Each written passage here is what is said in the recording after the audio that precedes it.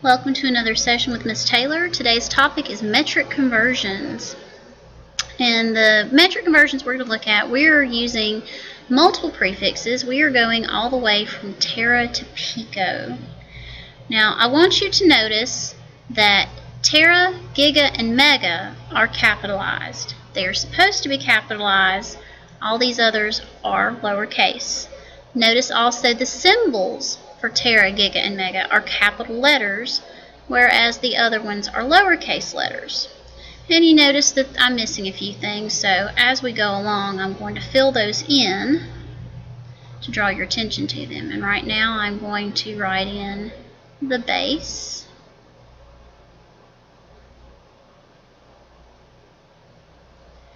Something that's important to know that will help you a lot with doing the metric conversions is knowing the power of 10 that goes to each one of these things, and I'm going to fill those in now. Tera is to the 12th, giga is to the 9th, mega is 10 to the 6th, kilo is 10 to the 3rd, hecto is 10 to the 2nd, deca is 10 to the 1st. At the base, it's 10 to the 0, which equals 1. Deci is 10 to the -1. Centi is 10 to the -2. Milli is 10 to the -3. Micro is 10 to the -6. Nano is 10 to the -9. And pico is 10 to the -12. Notice that when you go beyond kilo and beyond milli, they begin to jump by 3 decimal places rather than 1 per prefix. You may also notice that we're missing a symbol. There's one that I could not type because it is a Greek letter. The symbol for micro is the lowercase Greek letter mu, which is sort of like a lowercase m. The way that you write micro is you will give it a stick, almost like you're drawing a P, and then come back up and make a U. And that's your micro symbol. Now, at the base would be your units such as gram, meter, liter, and second. Now, there are lots more base units in the metric system or the SI system. In my class, these are the main ones we're going to be using for right now. Big thing to remember is if you see a single letter, if your unit is just a single letter, I started to write the word unit,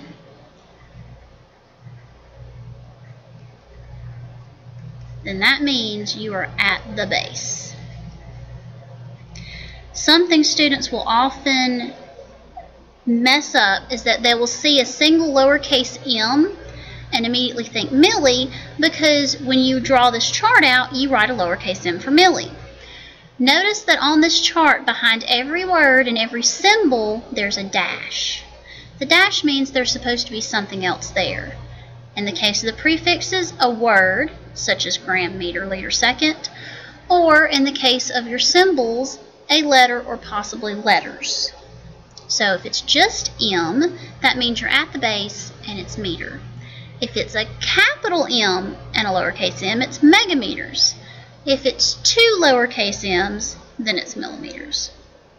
Okay, so we're going to do some examples, and I'm going to show you how to use the chart, but I'm also going to show you how to calculate your decimal places without using the chart, as long as you know the powers of 10 that your prefixes mean. Alright, in our first example, let's convert 21,000 meters to nanometers. Alright, in our chart we can count.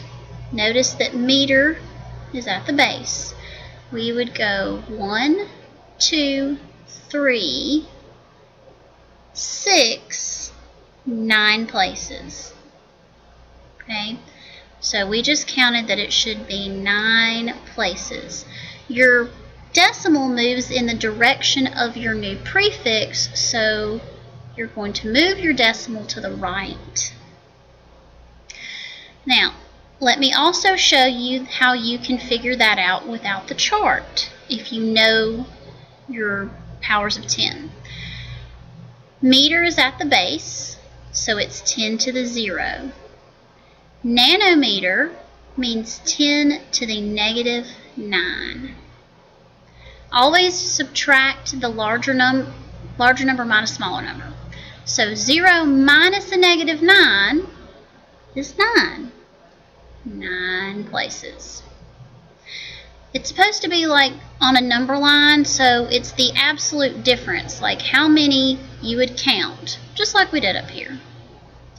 So now that we've established that we know that there's 9 places to be moved, where's your decimal? Well, your decimal, if not written, is behind the last digit.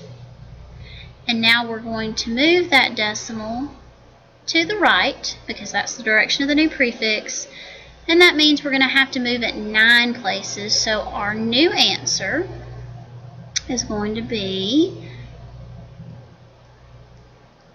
1, 2, 3, 4, 5, 6, 7, 8, 9. There we go. So 21 trillion nanometers. If we wanted to express this number in scientific notation, it would be 2.1 times 10 to the 13th.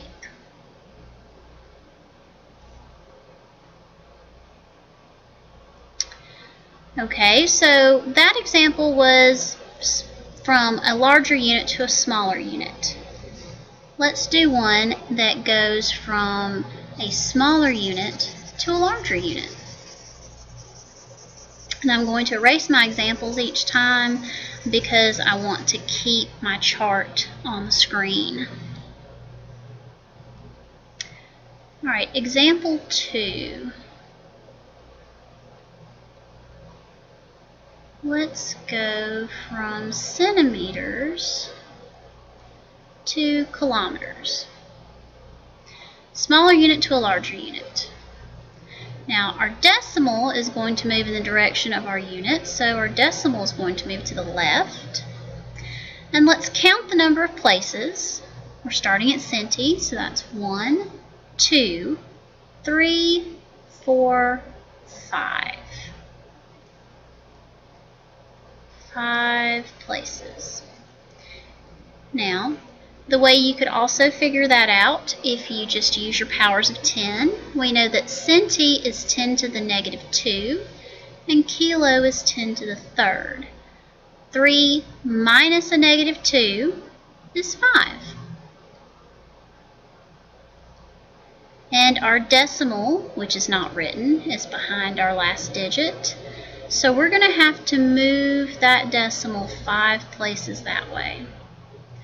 So we're going to end up with a decimal number. Now, from here to in front of the other 2 is only 2 places. We have to move a total of 5, so that means there's going to be 3 zeros in front of the first 2. So 0.00022 kilometers. If you wanted to express this number in scientific notation, it would be 2.2 times 10 to the negative 4th kilometers.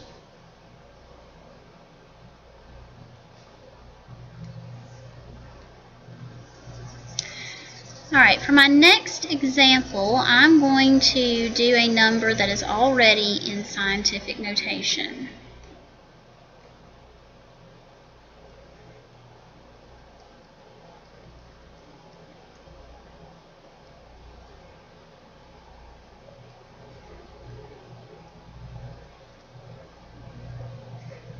Notice I was very careful to indicate if it's a capital letter or a lowercase letter. In this one, we are going from mega to milli. So we can count the number of places. 3, 4, 5, 6, 7, 8, 9. We're moving 9 places. Again, you could also figure that out by using the powers of 10. Mega means 10 to the 6th. Milli means 10 to the negative 3. 6 minus a negative 3 is 9. Now, what if you don't want to expand this number? Here's what you do. Alright, since we're going from mega to milli, our decimal is moving to the right. What you're going to do, since you're moving the decimal to the right, is add 9 to the exponent. So your answer is going to be 1.0 times 10 to the negative 10 plus 9. That would leave you with negative 1. Now we could also check this if you wanted to expand it the long way. I'm going to write out our original number. 1, 2, 3, 4, 5, 6, 7, 8, 9. There we go. There is our original megagrams. And then converting it to milligrams, we would move it 9 places to the right. 3, 6, 9. So that would give our number as 0.10 milligrams, which if you express that number in scientific notation is 1.0 times 10 to the negative 1. So, knowing whether to add or subtract the decimal places when the number is already in scientific notation is helpful. So if you're moving to the right, you're going to add the number of places to the exponent. Let's do one where we're moving to the left.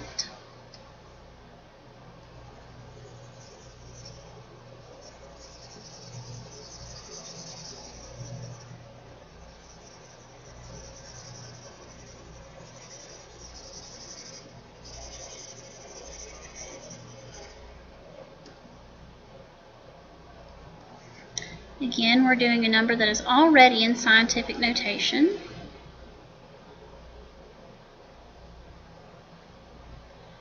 Let's go from micrograms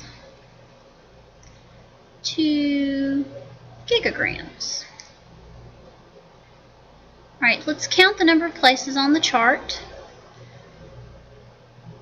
3, 4, 5, 6, 7, 8, 9, 12, 15. 15 places we've just counted. Now, let's also show that we can calculate this. Micro means 10 to the negative 6. Giga means 10 to the 9th. 9 minus a negative 6 is 15. Again, 15 places. Now, since we are moving our decimal to the left, we are going to subtract from the exponent. So the way I remember that is to the left, lose, which means subtract. So your answer will be 2.0 times 10, and it's 12 minus 15, which is going to give us a negative 3. Now, just for the sake of showing you that this is the correct answer, I'm going to write out our original number.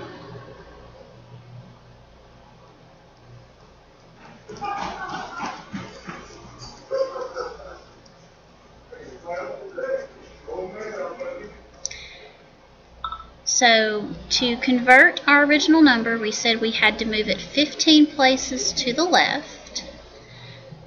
So moving your decimal, that would be 3, 6, 9, 12, 13, 14, 15. So 2 zeros in front of the 2.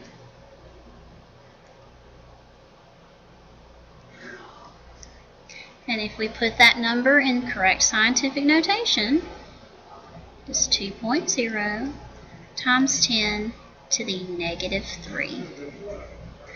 So the trick works. I hope those examples help you. Biggest thing is knowing your prefixes, their symbols, and their powers of 10. Good luck!